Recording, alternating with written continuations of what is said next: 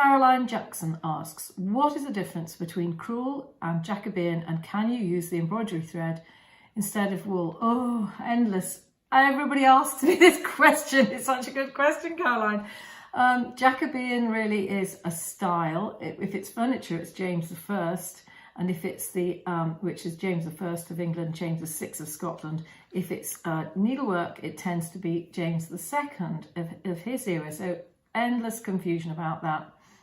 I wish they just stuck to one Jacobean. And the Jacobean style we see mainly is from really the very end of the 17th century. So it's not even when James was still around. He'd gone off to France by then.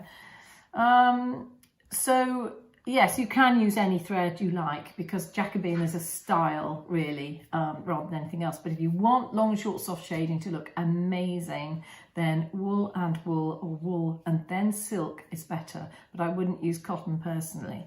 But it is really good fun to use cotton. The thing about wool is it's got a really nice bounce in it, and I'll go into that in a bit more detail in another of my videos. So, right, the equipment you need. That's the other question. What if I haven't got any equipment? Well, you could put linen around a picture frame. You could use any sort of fabric. You know, this is just, if it doesn't work the first time, nobody's going to look at it and say, oh, that's all wrong. You know, just use a practice, use a piece as a practice, and then make your beautiful design later if you'd like to. So don't worry about anything. This is actually for fun.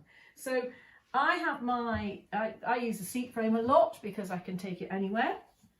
And the other piece of equipment I use is a barrel clamp, which goes on the table like that, which I use when I'm outside in Richard's shed. That would be the other way up, actually, the barrel clamp. Speaks a husband who sets up endless retreat workrooms. Yeah, we had, how many tutors did we have? 6 tutors on the last retreat. And I noticed all the Royal School of Needlework girls love those because it keeps them absolutely rock steady. Just got to check that your table is good enough equipped to have it, so it's not too beveled at the edge or too deep for it. Or you can use a roller bar frame, and this one is just a very sort of basic frame, and you roll it up and keep tightening it. I've stitched the pieces at each end onto the tape here, and then I've rolled it so that the design is visible at the top section of the design. So when we start, we don't need the very top bit here because that's going to be folded in, but you start from here going down the edge. So we start actually with this background here.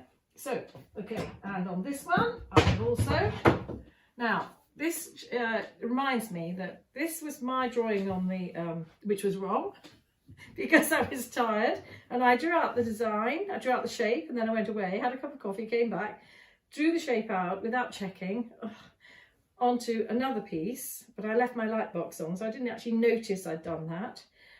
Drew it out beautifully, of course, and but it overlapped, so really with that very hard line in, I thought that would show.